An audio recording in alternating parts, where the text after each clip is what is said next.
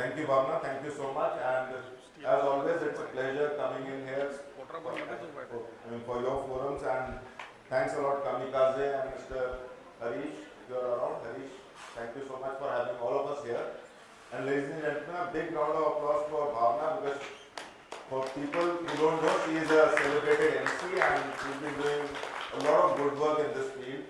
If you go to her LinkedIn page, you'll be flooded with the kind of stuff she puts up. So, a big round of applause for her. And good afternoon once again. Can I hear a big good afternoon or a louder good afternoon from all? This was just the teaser. We're going to make you not fall asleep, because as a cliche says, the session after lunch is the most difficult to handle. But the panel is pumped up. They're all geared up to have a good session with all of you. We're going to share a lot of good stories and anecdotes from what we do. Anecdotes as in from a professional point of view. The panel team is intelligent procurement workflows, harmonizing the technology and data to improve processes, enhance customer satisfaction and accelerate value. So, process, systems, data, technology, customer experience and value creation.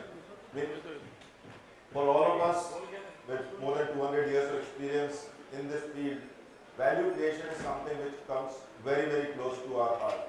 I mean, we as a function, the supply chain and the procurement function were never treated as a value creator till about 5, 7 years, 10 years back. But now we are the ones who actually add a lot of value to the companies, not just to the procurement function, but to the companies that we work with. The thing which I want to bring out is customer is the king. How do you enhance customer happiness or make him delighted? All of you would have heard of a 10-minute delivery being executed by a company called Blinkit. How do they do it? How does Asian Paints deliver what exactly you want? What they've done is they've deployed the 3 C's. 3 C's, ladies and gentlemen, is a patent of mine. What I mean by 3 C is connect, communicate and collaborate. So once you connect and then start communicating, and then you kind of give up all the boundaries that you have from a data sharing point of view, that is when the collaboration happens. So 3C is the mantra for you to achieve customer satisfaction. Companies like Blinkit do it day in, day out. Companies like Asian Paints do it day in, day out. Data is going to be the game changer. Companies which sit on data, not knowing what to do, are not going to do well. But companies who sit on data, make use of it real time, effectively, they are the ones who are going to be the leaders of the future. Data-driven technologies and data-driven companies are going to lead the businesses in the future. But you'll also need skills. Having data, having technology is of no use unless you have people who are good enough to use those skills. So that's something which is going to be very, very important. What we are going to discuss over the next 50 odd minutes is how successful digitization adds value to the businesses. My esteemed panelists are going to talk from their own personal working experiences, how to work together across functions and across geographies, across suppliers, across companies to make things happen. Intelligent workflows, there's a lot of passion amongst us as to how intelligent workflows can make things happen. Collaboration, as I said earlier, is going to be the key as far as operations are concerned. They'll share a lot of real-time examples, as I said, and towards the end, we'll entice you, excite you for the next 50 odd minutes so as to make you ask a lot of questions, which my entire team is going to be very, very happy to answer. So with that, I'll start off. And hi Harish, you're there finally. Thanks for having all of us here. Cheers to this event. And cheers to Harish, ladies and gentlemen. A big hand for him. So with that, we'll start off. He has come at the right time. So I'm going to start off with Anton from Vedanta. He's going to talk about how digitization can add immense value to an organization. Value, as I said, was the key theme, one of the key themes that we are going to discuss on. He's going to talk about how it adds value to the organization. Over to you, Anton. And Bhavna did not take his full name. He'll spell out his full name. I tried to do it. It's Arputhanayagam, right? Right. Vikram, you've been missing? By intent or design? Please. Ladies and gentlemen, please welcome Vikram from Hafele, India. He is one of our 4 panelists. So Vikram, I had just asked a question of Anton, which is how digitization can add value. So Anton, over to you. All right, thanks. Good afternoon again. In terms of digitization, I would spend more time on digital procurement, so this is because that's more relevant to what we are discussing here. Digitization in general, I think we have been immersed with a lot of inputs across business processes. In terms of digital procurement, if you want to look at 2 major categories wherein digital procurement comes into, one is process automation and one is procurement analytics. If you're able to focus on both these things, I think there's a sizable value the business definitely gets. Functional or conventional procurement without the digital support and with all the different models in terms of contracting, different initiatives which we as procurement managers and buyers take probably might contribute to 5 to 10% upside in terms of the savings and definitely contribute to the EBITDA number. While we were entering into our journey on digitization, we did a similar exercise that was about 7-8 years back on the procurement side. The benchmark numbers at that point in time were around 3 to 5% in terms of the initial venture into digital procurement. So what exactly is 3 to 5%? 3 to 5% of savings contribution. Right. Purely due to digitization of your processes, and this obviously this is the start. This can be further improved based on further procurement analytics and spend analytics, which as the system matures. So this is something which comes to our mind because from where we didn't have much of visibility on the input or the inflow material. There was relatively low visibility there. We started having systems to support that because generally if you see most of our ERPs when they went into implementation, they were focusing on key modules. So few of these additional business processes which were not covered, we brought it under coverage, and hence we were able to have the visibility contributing to this 3 to 5% which I was talking about, and then we gradually increased that further as we went ahead with our journey on strategic sourcing. So from what I've understood is that you could integrate your back end of the supply chain and that led to savings, right? So if you could just quantify as to what you did and how you achieved those savings. So that was what I was mentioning in terms of the inflow of materials and the point at which we were actually receiving the materials. Right. Most of these documentation were on paper trail. So we had to digitalize that process in terms of capturing that number. That was the initial step. Then subsequently we went on to capture that information straight from the suppliers portal and their inputs itself. So these are the different stages in which we were able to graduate to a complete digitalized platform. So rightly said, Anton. I mean, he was able to get a lot of value added in the process, leading to a lot of savings. Just to give you an example of about say 25 years back, I used to work for a company called Tata Motors. We used to get a lot of material from Pune to Jamshedpur, and in those times when the internet was just about getting started through the dial-up connection route, we were trying to figure out how to track our consignments. And then a company by the name of VIE Trans came up. They suggested a model wherein they used to give a card to the driver on the way from say Pune to Jamshedpur. The driver had to just get his fill up done at an HPCL petrol pump, give the card to the HPCL guy. HPCL guy would use that to swipe in those days and dial up using the internet. What this card used to have was the consignment details. The moment this dial up happened and the lookup happened, we used to get sitting in Jamshedpur details of the material where it had reached. So we could actually time our production as per whatever material was in transit. So those were the primitive days, but now things have improved. We can just do it at the, I mean, it's quite easy that way. So I just thought I'll share this real life example, and now it's the in thing. I mean, if an Uber coming to my friend Brish over there takes a minute more, I get restless. So that's the kind of customer expectations that I mean, we all are customers, and our expectations are hitting the moon. So that's how difficult the role of all of us sitting here has become to satisfy your requirements. So coming to Vikram, who joined in last, but I'll take him on right away. So Anton spoke about digitization creating a lot of value. I want you to speak about data accuracy. How data accuracy is, or how important is data accuracy before the technology can be deployed? Right. Any inaccurate data would have real life implications in all businesses.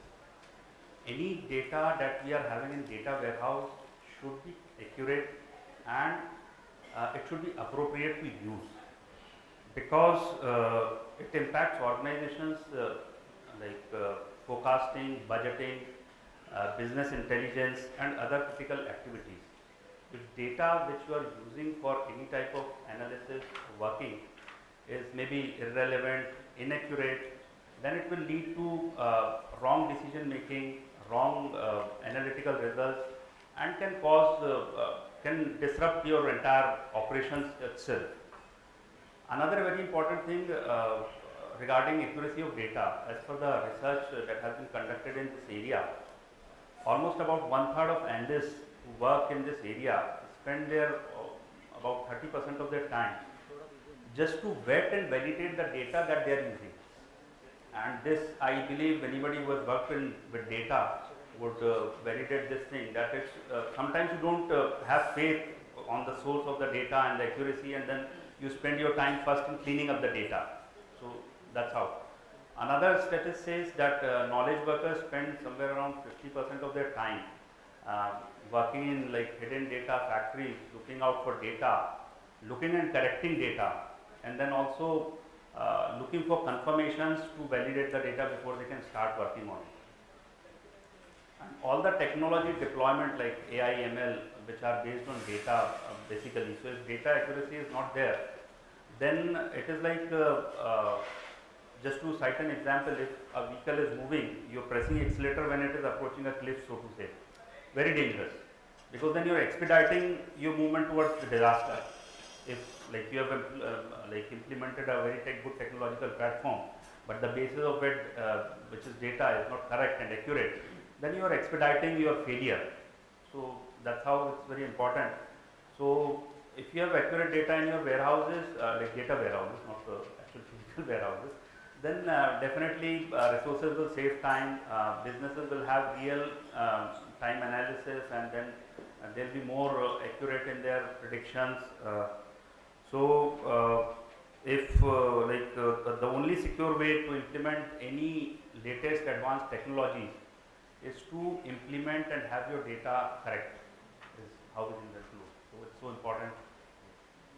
Very rightly said, Vikram, because I mean, you mentioned about 30% time being spent on data accuracy. I mean, Japanese work on a concept wherein they'll spend 90% of the time in planning and 10% in execution. Correct. So that's the philosophy. If you are able to plan it well, which means if you are able to assimilate data in a perfectly synchronized manner, the execution becomes a cakewalk. And also, like since it's a procurement sort of setup, so any wrong calculation or any wrong judgment in terms of your analysis can lead to a lot of overspending, or in some cases maybe lead to like stock outs of very important articles which you may be needing.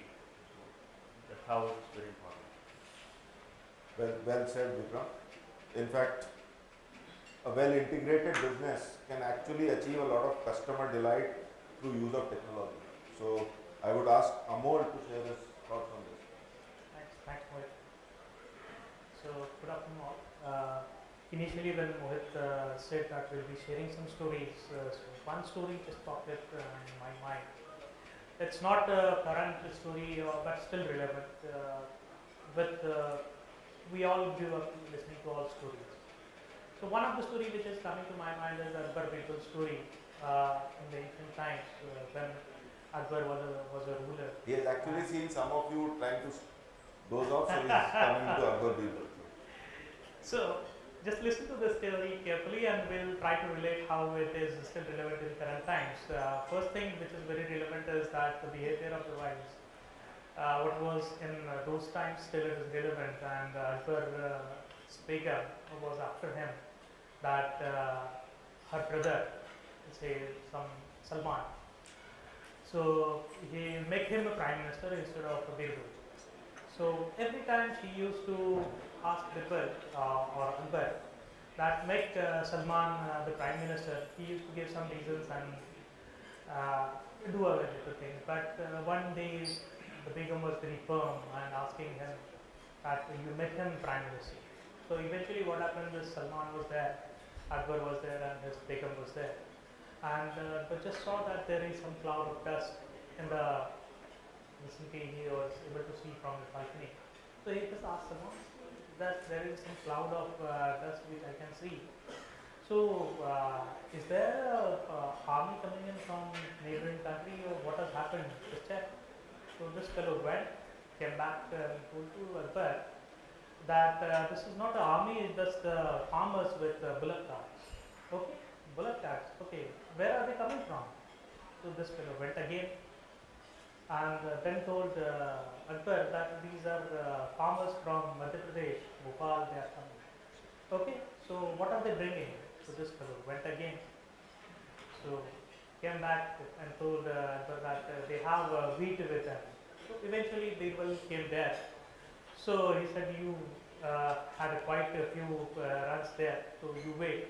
Birbal, you go and check what this farmers are here for. So Birbal went. This fellow Salman used to go and come back within 10 minutes. Half an hour Birbal is gone. So Begum is again furious. See, my brother is so efficient and your Birbal is gone. So after half an hour Birbal has come back and he told Akbar that these are the farmers from Bhopal, Madhya Pradesh region, and they have very good low-corn wheat with them. I saw the quality is very good and I have the rates is also cheaper. I have already given them the order and just arranging for unloading of the things and I'll be back. I have just come to update.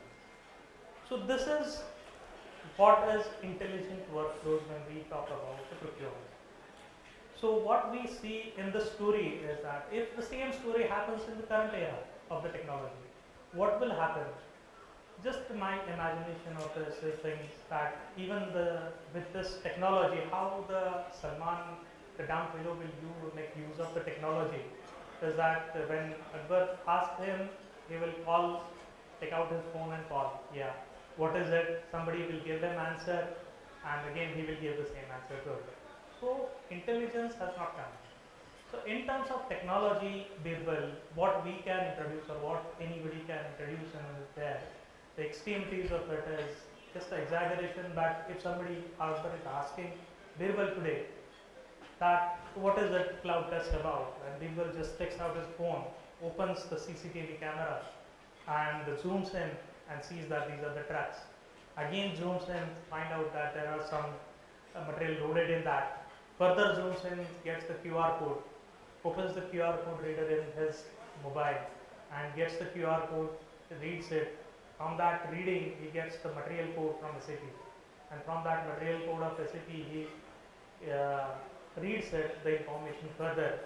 And from that information, he is able to see that this is a call-out order of the wheat, which is already released against the rate contract, which was done for maybe a year ago or something, and this is a call-out order which has been released by the system automatically based on the minimum and maximum levels. So this kind of technology or this kind of imagination which may not have been possible previously is currently possible. So this is how this will give the customer delight. Not only giving the information will give the customer delight. In this case, Akbar is the customer, right? So Salman is not able to make him happy or is not able to give the customer delight. Why Birbal is able to give is that maybe he has, from his previous experience, he has developed that knowledge to give the customer delight. It is not only data which gives you the customer delight, it is not only the technology which gives you customer delight, but it is the wholesome knowledge and understanding of your customer's requirement which can give you the customer delight. So that is the ultimate aim. And for any business, the ultimate aim would be for a customer will be to enable the customer to create more customers. So how do you make use of this algorithm based in your gas distribution? So in gas distribution, coming to the current relevant example for this is when we are talking about city gas distribution, the procurement happens in two parts. One is the hardcore procurement of gas, and second is the indirect material which is required to develop the network. So specific to gas distribution systems, what we have done is we have developed journey management system software wherein each and every truck which carries the gas from mother station to daughter station, it is tracked for its how many kgs it is carrying and how much distance it is taking and what route it is following. Even the route mapping is there. So that kind of technology we have introduced. So we have tracking of gas at each station, at each vehicle level, and even at mother station level. So that gas reconciliation happens automatically. For projects also, or even for material procurement, different kinds of technologies we are using. For running of our gas compressor systems, we have SCADA installed. For material procurement, when it comes to business partners, most important thing is having the transparency. So how you build in is e-procurement systems, which is a very common thing as of now. So we also use for the platform, but most importantly what we have recently started is the digital invoice management system. Now with Digital India and invoices are being created digitally, so hard copy invoices are no more required. So that is a very good initiative in India which is happening. We are making use of this initiative and we are asking our suppliers to upload their invoices directly into system wherein they have very clear visibility at where that invoice is, what is the due date and when it will be paid. Once it is paid, then what is the UTR number, how it is paid, how much is paid, if any deduction is there, what is it for and how much it is. So every detailed thing is there. Before having this system, we used to spend a lot of time in reconciliation of payments, and it is a really tough activity. Yeah. So now this is all gone. My one person is free.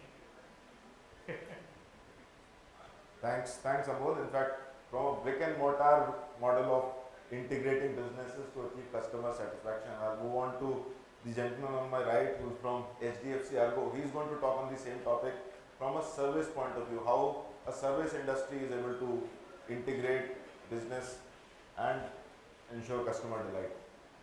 Thanks, Mohit, and good afternoon, guys. Am I audible? Yes. So, in the BFS sector, if I talk about, we are not into materials, but we are into indirect procurement. So, we support the user departments and on procurement of infra, marketing expenses, IT procurements. But these procurements all vary from services to services. And we had a big challenge of integrating all our systems because we wanted to have a 360-degree visibility of our entire procurement cycle. So what we did, we in-house developed a system called Procure-Buddy, where the users can immediately put a request online, and those requests will automatically flow to procurement department where sourcing tool is there. Within sourcing tool, we had an option to supplier to register themselves. So every supplier had a portal. So they can go to the portal, log in and register themselves, and those registration will come to our department, and we will validate and do the due diligence of these suppliers. After that, a RFQ which is floated to the suppliers, and suppliers can log in and put the quotations there. And system itself will create an automated comparison sheet. Okay, in this the technical evaluation is done prior.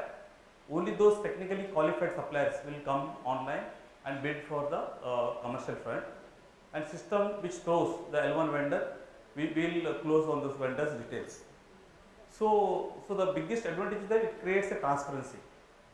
So our internal customers, our employees, they will be able to see which vendors we have sent the requirement and what cost has come.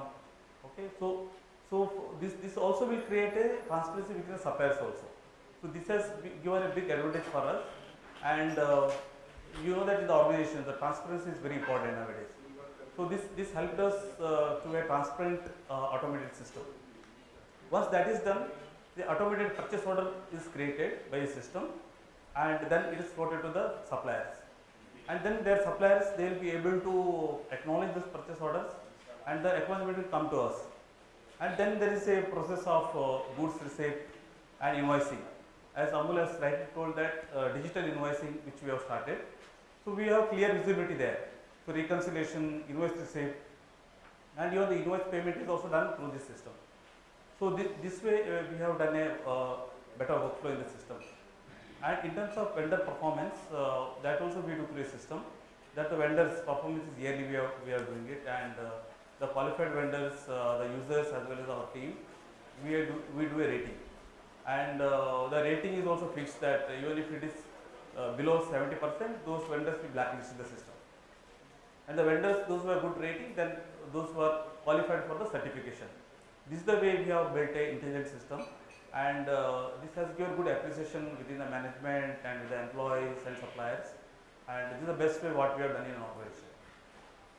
Very nicely put, Anil. In fact, I was enjoying the way he was passionately speaking about technology and connecting the supplier to the customer, and automating the entire value chain. I actually got goosebumps the way they have done it.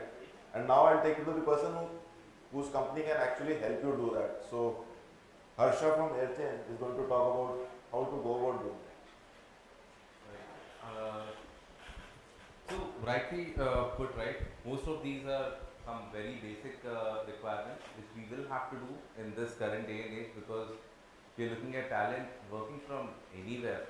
And frankly, over the last 10 months, we have increased our team size by, let's say, 500%. And 80% of our offers, people have not joined. Candidates have not joined Airchain because they wanted work from home, remote opportunities.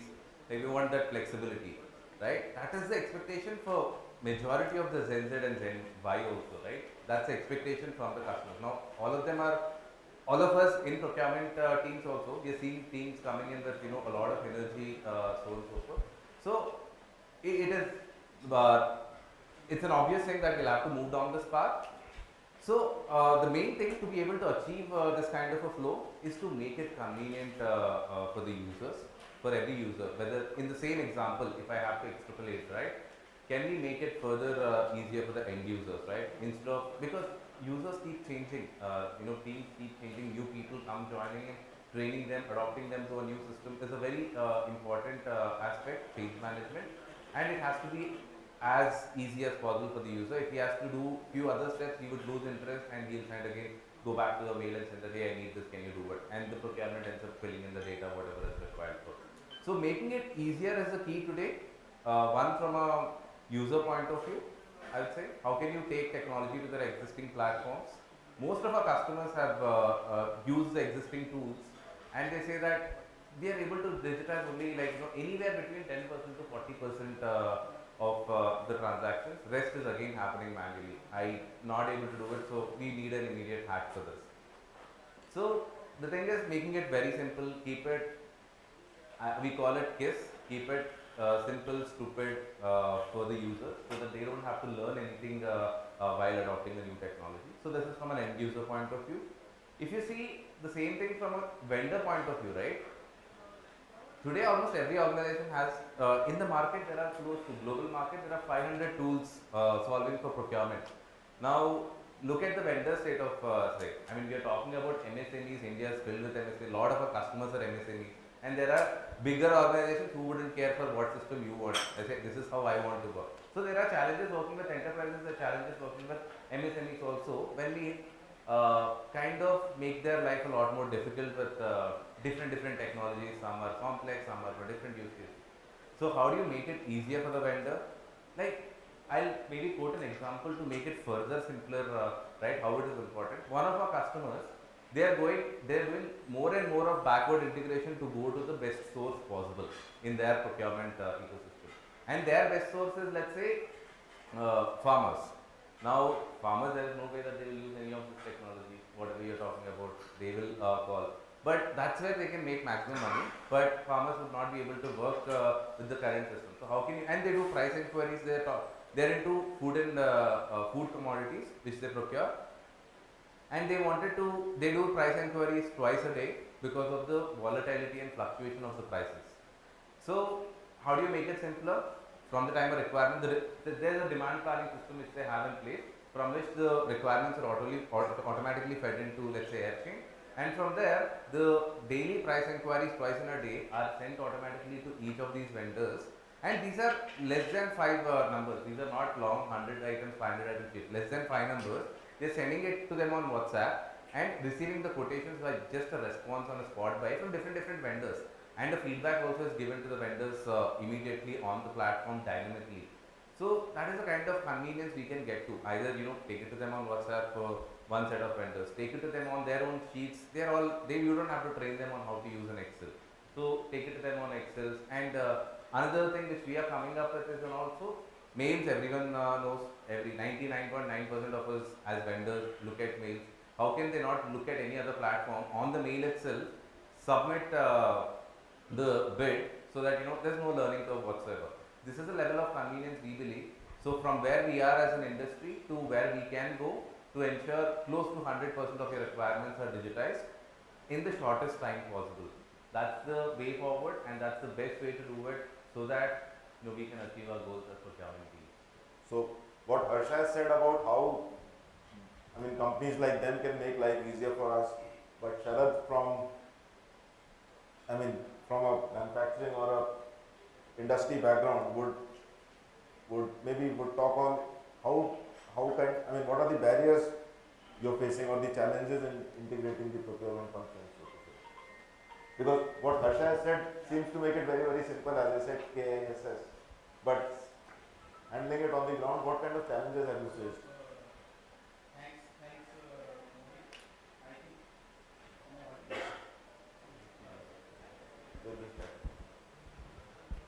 so. I think all of my friends have shared a lot of very relevant experience from the industry. I would like to mention here. See, we are a dairy. We are number one French dairy. Very few people know about LACTALIS. We are just entering into India. We are just 5-6 years old. So we all saw one of the worst and challenging years in the past, and we all handled different type of crisis. So we all are now crisis management experts. All the people sitting in the hall, and not all technologies work for all companies. So it's extremely important that we should not jump on picking up whatever is available in the market. Many of them will fail, right? And during these challenging times, technology only helped us.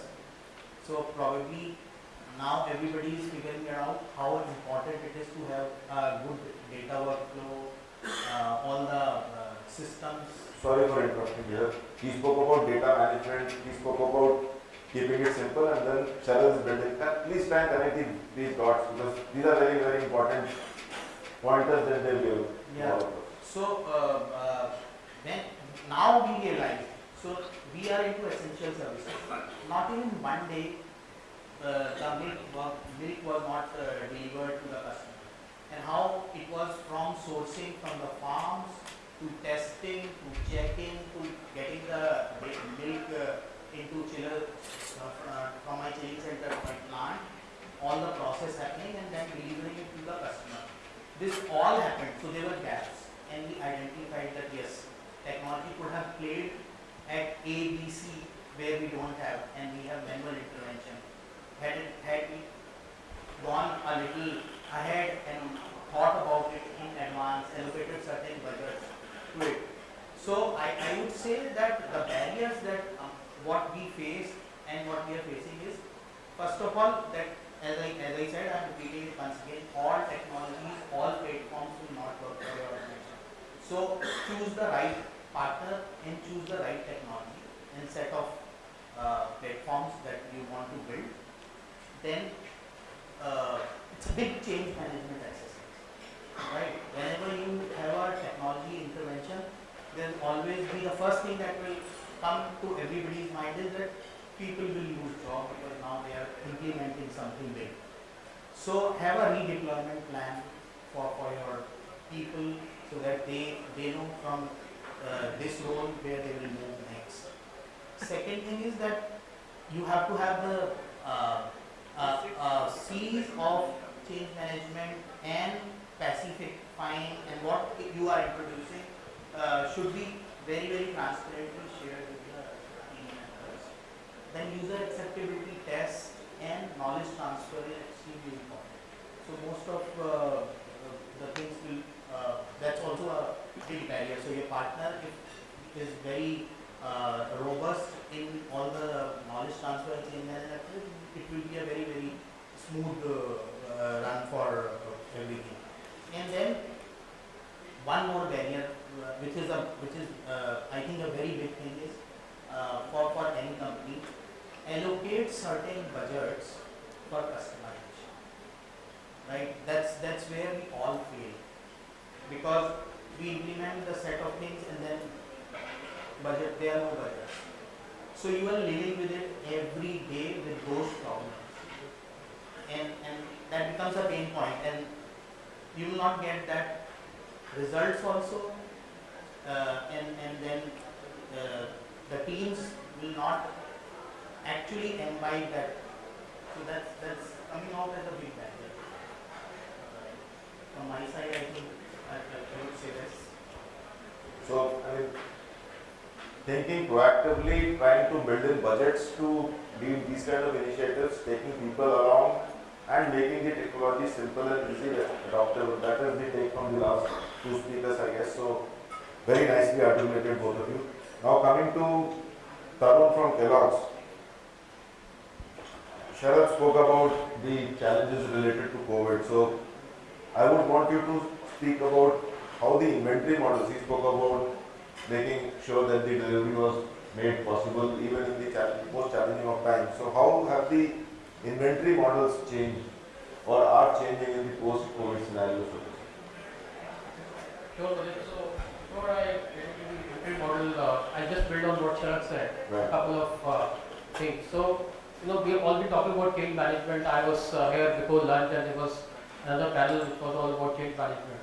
And we know that people are creators of our habits. Right? So the change management in any change process is the most important thing, whether it's digitization or anything else. And there are a few steps that typically I have seen if you do right, as far as change management is concerned, you can land your projects well. We did this last year, post-COVID, we implemented a lot of digitization in our organization. While we did not face any major challenges, but what helped us was that we prepared ourselves well in terms of what were the steps that we were going to take. And just take about half a minute to talk about that. So first is that awareness about what is digitization and how it's going to help. Right? So there are so many tools, everybody is talking about tools, but what's the right tool for you? You can't paint everything with one color. There could be different tools which could be applicable to different organizations, different kind of problems. The second is the desire to change. Is there a desire to change in the organization? If not, then any best consultant, any best tool, or whatever you want to put resources on will not going to work, right? So the desire is extremely important, and the desire has to be a burning desire within the organization, and that also means that for the employees, first thing that will come to mind is what's in it for me.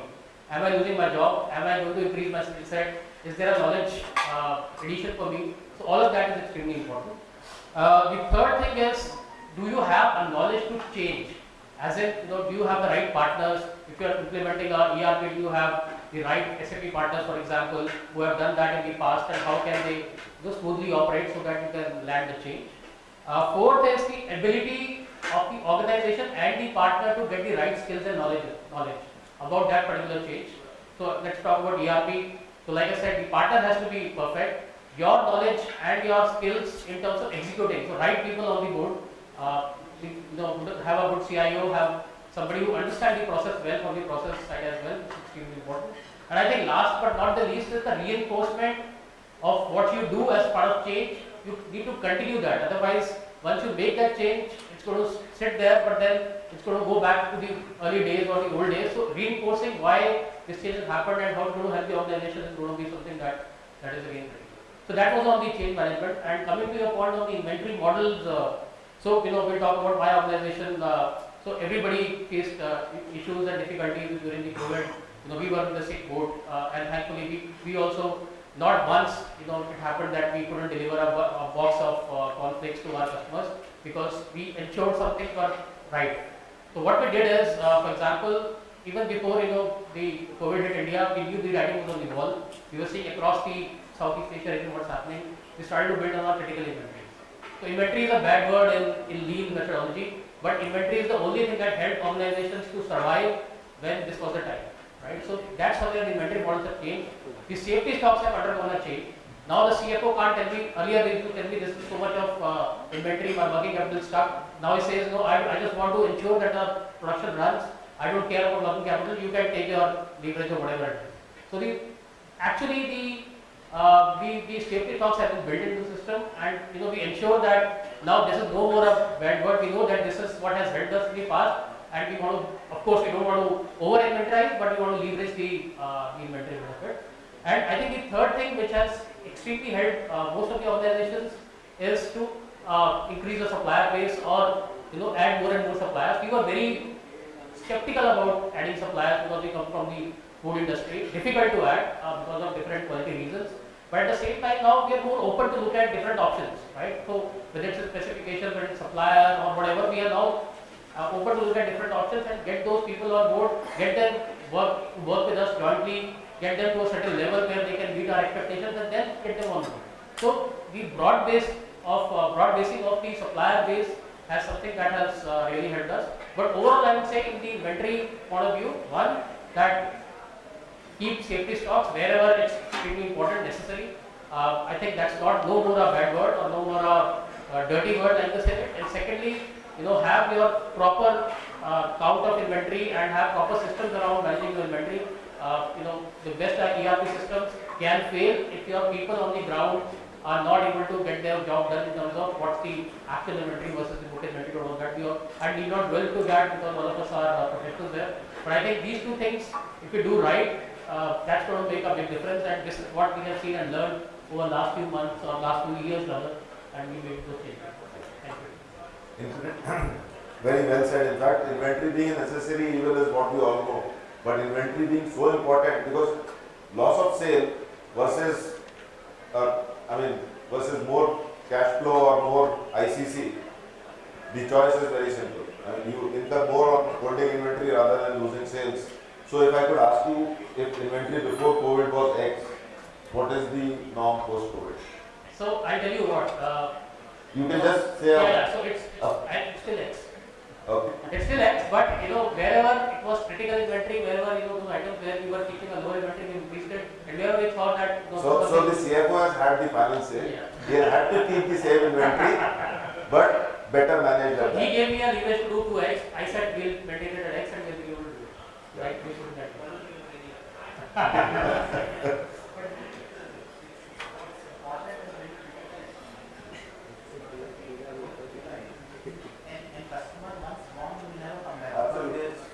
Loss of sales is something. So I'll move on to the next gentleman on the left, which is Brish from Uber. And what we'll be interested to know from Brish is digitizing the kinetic world and creating a digital supply chain. And please also share some experiences on the best practices in procurement from a Uber perspective.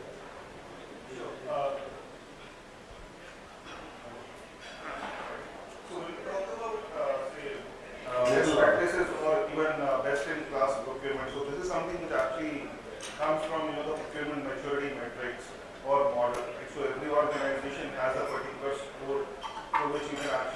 whether you are like a beginner in the procurement journey, or are you a practitioner, which is the second, or are you a market, or are you best in class, right? So it's a study which is done across 8 to 10 different parameters, which varies from people, process, technology, vision, mission statement, your stakeholder, reporting, and also this is how the best in class is generally defined. But then when we talk about some of the best practices that we are following in our organization, definitely we heard a lot about e-invoicing, and all. Definitely we have all of those things. Where we are doing slightly different, and why I would say we can do that easily, because our sourcing only started just 7 years back in Uber, right? I was the first person in APAC who joined, and when I came, there was nothing, right? So I had that leverage to define or design what our function should do and how it should work. With that, definitely things have been relatively easy.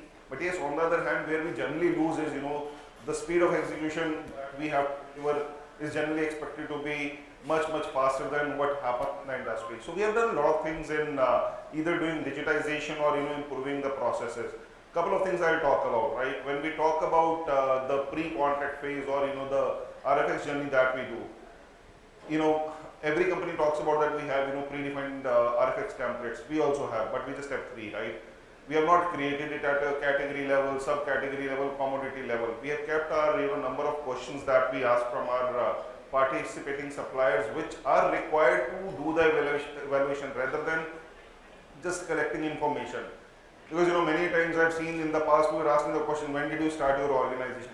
The question is, how does that become important to you in supplier rating?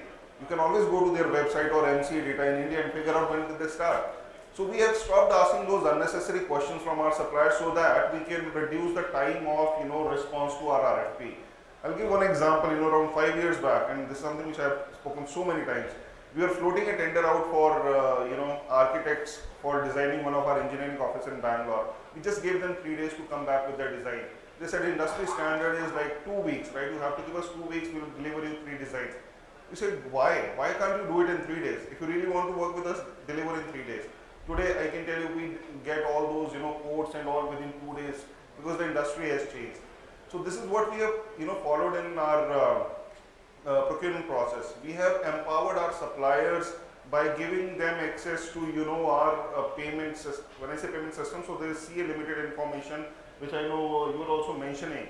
Supplier just has to put his invoice number, date and value, and they can see where is the invoice lying today, so they don't have to follow up with anyone. We don't have any telephony support available across Uber for any supplier. They can't even reach out to buyers also, my team also many times, because we interact digitally with them. For a lot of our internal stakeholders, what we have done is that we have created channels on Slack, which is a collaboration or a communication tool.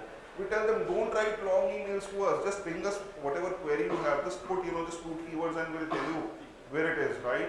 If you want to run a RFP with us, we just need very basic information from you. Don't give us 20 pages because we don't have time to read all those things.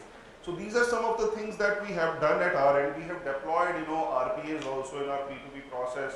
We have guided buying in place, wherein you start typing the item that you want to procure and it will tell you, is there already a supplier for this? If the answer is yes, here is the catalog, rate card, go and buy. If it is not, here is your sourcing partner for this particular country, ping this person, here is his email ID, phone number, profile, ping this person, this is his work, a location. In fact, we have given up to the desk number also in case someone wants to walk up to a particular person, they can go and find that. So these are very small things that have been practiced in the organization, and we follow a lot on the supplier collaboration piece also. In fact, we very recently started something which is a mix of SPM, SRM and risk management.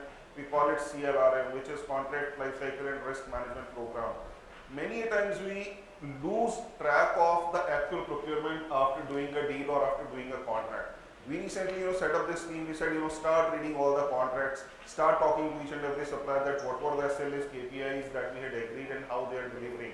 We asked them to populate the performance management scorecard, and that's where we started realizing when you go into the procurement phase, you generally lose the track. One example I can give you is that with most of our telecom partners, true for everyone, we generally have a SLA that you will have a 99.5% uptime, right, on internet connectivity or anything. How many of us we actually track it? We started tracking it. We started working with engineering team. Whenever you see a downtime, please log this in this system. And we started going back to our telecom partners. Here is your report. You did not perform. So here is, the deduction from your invoice. So, these are some of the practices that we have started following as a part of, I would say, the best in class as well as, digitization. There's a lot more for us to do. But yes, we are on a journey. So definitely we will have more benefits or more examples, in next few months or so. Very pertinent examples, and what I could take away from this was they tried to keep it very, very simple. They tried to make communication very swift, very simple, and very, system driven. For example, most of your companies many companies use SAP. How many of you actually share that information real time with your vendors or suppliers? You can actually trigger automated emails to suppliers. For example, in maybe 5 years ago, suppliers used to call up the buyers and ask, "Sir, मेरा payment का क्या हुआ? What is the status of my receipt? Has the material been received?" Then he gets a debit note 45 days after he has actually made the delivery and gets the shock of his life that 50% of his material has been rejected. Now, getting this information 45 days and creating a lot of heartburn wherein he has to call up the buyer and ask him, and the buyer then goes to the quality section and tries to find out what happened. If you could actually trigger that email stating that 50% of your material has been rejected because of this, the moment it actually gets rejected, it will lead to a lot of transparency and a lot of less of heartburn in the whole process. A lot of time will be saved, a lot of efficiencies will be built up. Similarly, for short receipt, if an invoice of 100 enters your gate and only 90 are found, the supplier should get an auto email there and then that he has supplied only 90 instead of the 100 that he had mentioned on the invoice. So either he talks to the transporter or somewhere else to try and find out where the 10 numbers went. Instead of doing it 60 days or 45 days hence, then he actually gets the payment. So please try and digitize, and this is a very low cost digitization. Doesn't take much of an effort. Just tell your IT team, they'll be able to implement it within 2 days. As simple as that. Please try and make systems transparent across the supply chain. That will work wonders for your organization. And coming to my last panelist, which is Gaurav from Stelis Biopharma. Gaurav, would you speak about equipping people with the right kind of intellect to harness these digital tools? Some of the co-panelists have spoken on this, but what is your take on equipping people, and what advice would you like to give companies who are yet to embark or are in a very primitive stage of digitization? So, two questions to you, Gaurav. Thank you, Mohit. Good afternoon, everyone. We are talking about the digitization in since last 4 years now, because we have seen many of the new companies or the companies who are into the manufacturing sector or new startups which are more keen to adopt the digitization for their processes. It's good to see a year-on-year growth and year-on-year progress on the digitization. Many players have come up and we have a lot of choice. Tarun spoke about how to choose your partner in terms of digitization. Amol talked about the unbelievable story, which is also important from the people point of view. Coming back to your question, Mohit, I believe the three core pillars for a successful digitization is PPP. So when I say PPP means one is people, second is process, and third is technology. So these are the three core pillars if you want to have a successful digitization for your organization. So since you asked about the people is very important, because once you have already selected the business partner who is going to implement for you, and once you have your entire CXO kind of approvals that yes, digitization has to implement in your organization, the people team is very important for making this success, because now we have seen after 3 years there are a lot of examples of failures we are seeing in industry. So this is the time we can learn from the failures, or we can learn or improvise from what kind of challenges the company who has not been successfully implemented the digitization, because earlier those days, 3 years back, it's only on a concept base. And now we have very good practical example. That's how the other panelists also sharing their experiences. So when I talk about the people selection, one is the project leader is very important, a key role in your organization to take care about, because once your CXO or CEO has given approval, he may give a kind of a charge to the people of the CXO panel know to the next level.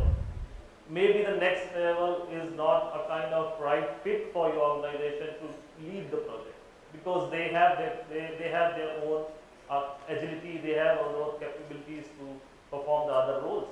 And what kind of process in your company that decide what kind of project leader and who should be the project leader, because he has to connect the entire roles and coordinate between the stakeholders. The next important person and the people team is required, which are in terms of the business intelligence license. Basically, those are the business owners who know the process, who know the actual steps behind it and what kind of output you want. Because it's basically result. You have to emphasize your business outcomes with faster, speeder or turnaround time. That's the ultimate objective of your digitization. So involve the proper business intelligence license to our business owner.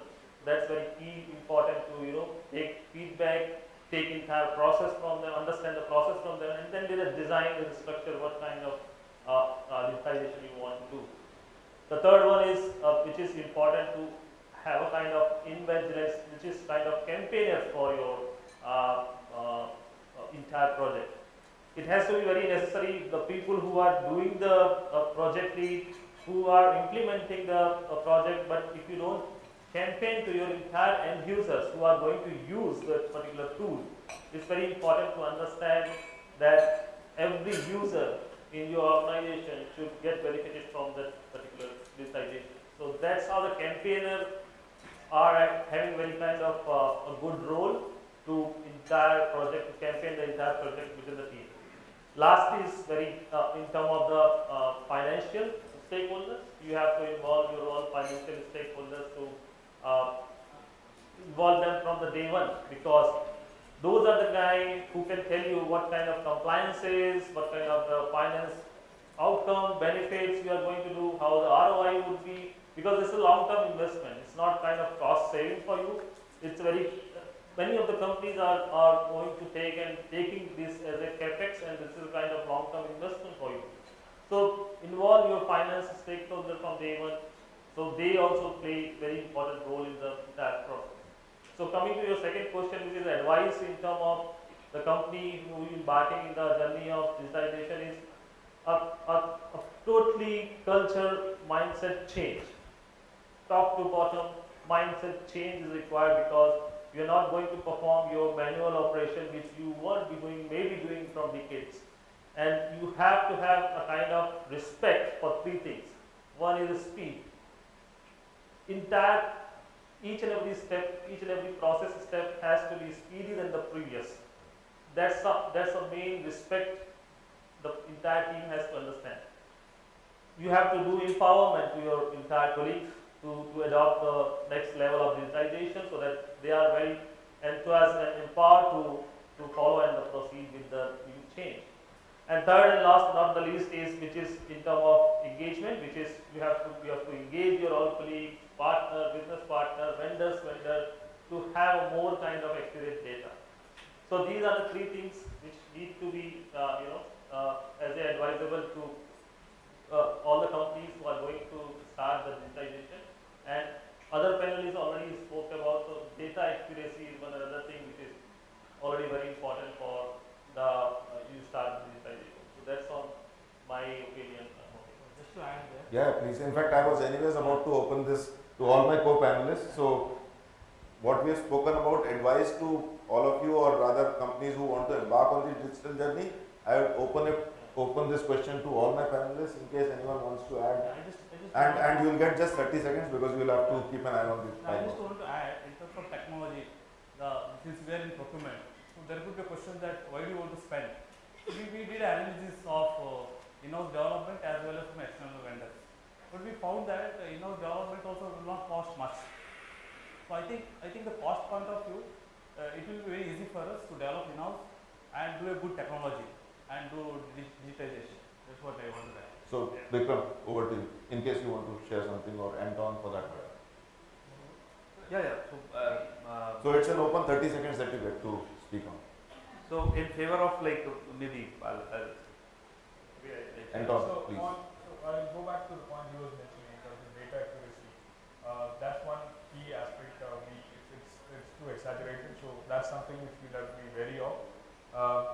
We cannot solve this issue, but at the same time we can solve it in bits and pieces. So start with some small category, subcategory, get the entire process done, right from the procurement process or process automation up until converting it into a properly VMI kind of a model where you extend that visibility of your inventory to your supplier. That process is something which we have adopted in our systems earlier, and then expanded that horizontally across other categories. So that could be one of the approaches which you can embark on. The system is ready, the tools are ready, people are ready. The only thing is, don't look at a mountain, start climbing, you'll reach there. Tarun, your take on this? Yeah, I think I'll just keep it short. So when you want to embark on a digitalization journey, I think it's important that you don't have one solution fit all. So there is a strategic buying, there is transactional buying, and there is possibly a tail buying, right? So solutions have to be different. If you try to do something on the tail buying, which you do in strategic buying, it's not going to work. So you have to be very clear in terms of how you're going to invest your money, where you're going to invest your money, and which tools are you going to be implementing for which kind of a spend. I think that's the only takeaway from my point of view, which is going to help you in terms of your journey. Get your priorities right, right? Yeah, Amol. Yeah. So just taking it forward from that instead, that not one solution will fit all. So, and same as Sharad said, that there are multiple solutions which are available in the market, but you will have to select whatever is fit for your use. And secondly, what Harsha said, same thing I want to reiterate is that keep it very simple. So जो गुड़ से मरता है उसको जहर देने की जरूरत नहीं. Very simple.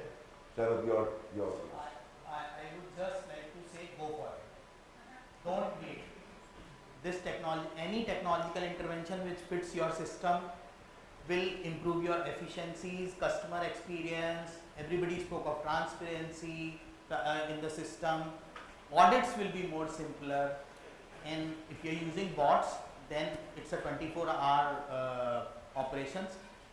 So like all contract-based POs, all raw material where the prices are fixed by the strategic team. In the night your bots will work. By the time you're back, all your RPA, all the POs are on your table. So I would say just go for it. go for it. And Brish, you go for it. So I would say, while companies may have, enough funds to buy technology, hire people, and, define process through consultants, what I believe matters is your mindset. It should always be challenging mindset. It should always be hustling mindset. And I'll just take another 30 seconds to give an example. A few months back, I floated a RFP wherein I was looking for a partner from consulting organization and BPO who will help and manage our, approximately 500 million odd spend, which is mix of tail plus, mid-level spend.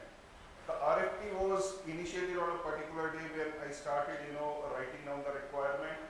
And when I published, I gave just 7 days to respond. And one of the questions I asked from all these companies, what are the standard turnaround time that you generally see when you get this business from Uber? How much time will you take to complete a RFP for say 100K or say 250K or $500,000?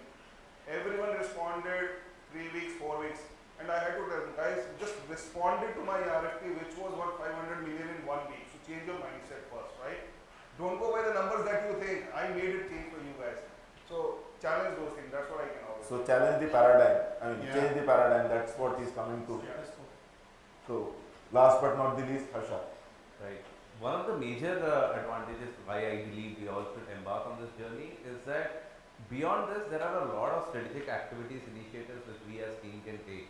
Today, with the current market scenario, vendor risk management has become a very big topic. Sustainability has become a very and vendor performance, vendor relationship management, vendor NPS you see, now vendors also have multiple options, not just us, right? So how do we keep them happy so that our service levels are ensured? So these are the things which I think buyers can spend more time on if we are leveraging technology for all the things which the technology can do.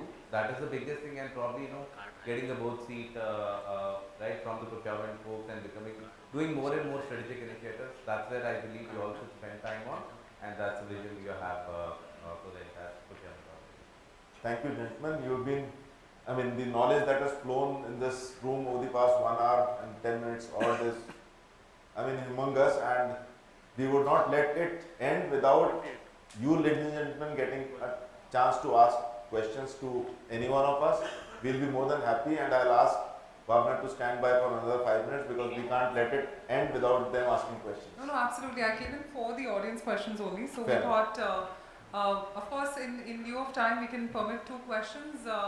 The ones who are in the front row get the preference. As always, I talk about the golden seats. But please raise your hand if there's any thought which is in your head which you'd like to ask. All right, the gentleman in the pink. So, concise, sweet question. Yeah. Please Directly. introduce yourself as well. Yeah, and please introduce yourself. Right. Thanks, Mohit, for that. Over to you. Yeah, good afternoon everyone. Good Actually, myself Bhushan Kausadikar, I am from Friedenberg Gala. So I would like to ask, like we all are talking about digitization, okay, so but we all are humans, okay, we are trying to digitize what we are trying to work. So in every organization there are 2 set of people, one are who are experienced and they have just not. So question. Yeah, so the last thing. Oh, very, very, very pertinent question. So Yes. yeah, so there are, and that's why when we are saying that we have to digitize everything, then we are saying that we need not have to use our brains, just go by what the system is going to tell us. Correct. So now over here I would like to ask, if we digitize everything, so how are we going to use our brains? Probably the people who are kind of more experienced, they are not very convinced, they are not very equipped for using new tools. Okay, so are we just going to say that give away their brains and the knowledge that they have passed away? So how do you maintain the balance between the two? Okay. You want to take it? Yeah, I would say when you talk about the digitization, you can actually digitize the process. You can't digitize every single decision. That's where in the strategic sourcing domain, you will see the digitization that has happened is very, very limited. You can only do PRPO, invoicing and everything else. So don't worry, brains will always remain. They will only keep giving ideas that, okay, let's do this, let's digitize this. But the core decision will always come to the brain. That's how I see it. So you have to look at it this way. Sorry, go ahead. Yeah, sure. First, move your transactions, all the mundane work where 80% of your energy goes, right? When we enter into office, we make a list, task to do. And when we end the day, we find that out of 15 activities, we have only closed 4. Because rest of the time, you are just firefighting on these transactional stuff, right? So automate that. And as everybody said, select the right technology which makes sense for you, right? See, it's something like this. In a big rally, you will have a driver and a co-driver. The driver should be one who is adept at technology. He could be the young blood that you want in the team. The co-driver who knows the terrain is going to guide this guy achieve a faster turnaround time or a faster speed. So that's how you should look at it. The driver has to be the technology guy, but the co-driver, he knows the stuff. Yeah, I'll just add one point. But irrespective of what everybody says, your fears are not unfounded, right? So this is true. Now, how do you change it is that how do you develop your own skill set further, right? So this is all going to happen. So the job is going to get squeezed. People at the down rung, they are going to be left out, and of course it's going to pinch at the top as well. But the point is, how do you develop yourself so that you can take the next big challenge? I think that's the way one should look at it from a more positive point of view. Sure. Thank you. Thank One you. more question. Yes, the gentleman in the Hello, back. my name is Ravindra Gadre. I'm from Apcotex Industries. See, the digitization will help us provided we feed the program 2 plus 2 is 4. What if somebody puts a program 2 plus 2 is 5? The machine will keep on giving you the answer 2 plus 2 is 5. So when are we reaching a stage where machine will also start identifying the logics and algorithms and give us the correctiveness or preventive actions, which even a human can make mistakes.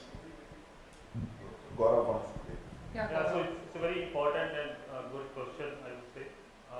See, any technology partner or any team, that's how I was discussing about, you have to be very careful by deciding the technology partner as well as your internal implementation team, who are the leads at the time of project stage to do all kind of compliances checks, 10 times checks, and then go the online. So it's not only a day one you just adopt or plug and play that digitization in your tool. So it's a kind of entire process which needs to be verified through the cycle, and various steps need to be qualified.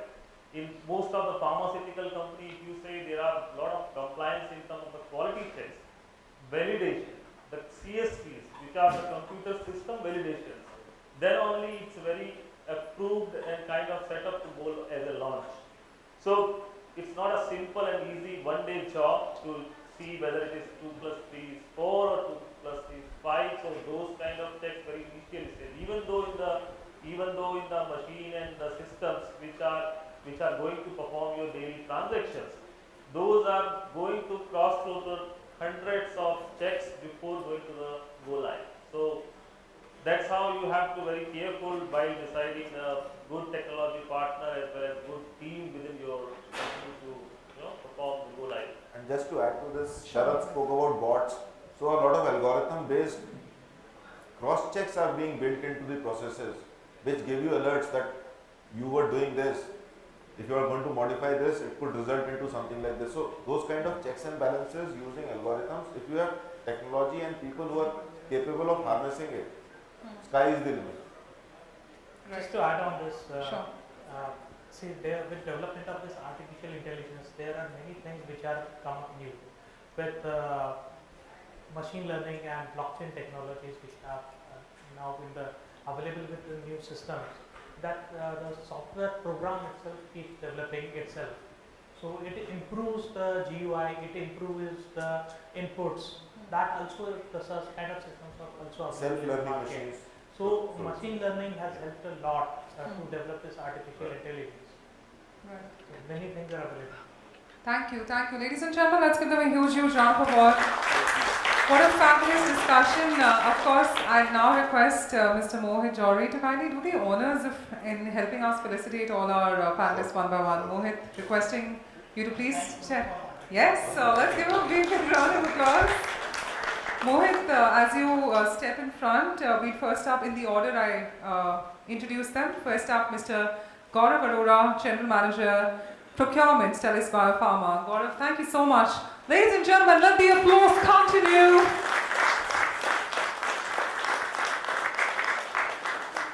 Of course, we then had Mr. Vikram Singh Bopche, the head purchase, Hafele India Private Limited. Thank you so much, Vikram, for stepping in and being a part of our conversation today and adding a lot of value.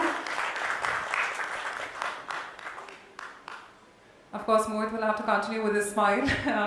Mr. Amol, Kulkarni, VP Contracts and Procurement, Think Gas Distribution Private Limited.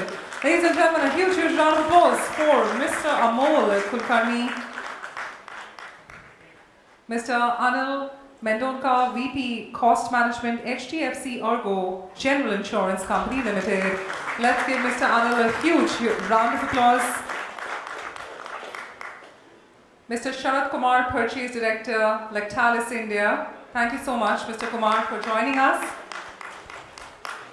Come on, ladies and gentlemen, let the applause continue. What a fabulous discussion this has turned out to be. Mr. Brish, Bhan, Head Sourcing-APAC Uber. Thank you so much, Brish, for joining us.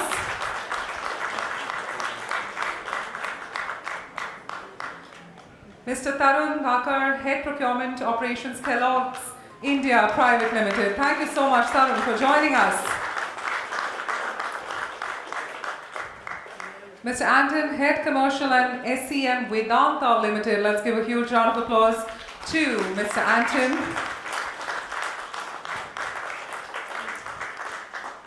And of course, Mr. Harsha Kadimasetti, CEO and co-founder, AirChain. Thank you so much, Harsha, for joining us.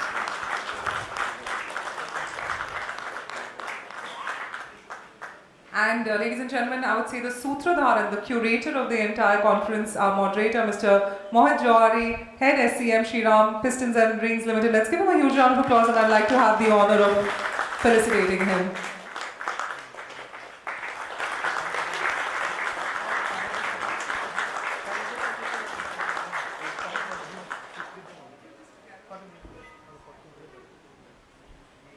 So ladies and gentlemen, what a fabulous panel this is. We're requesting our panel to step in the center.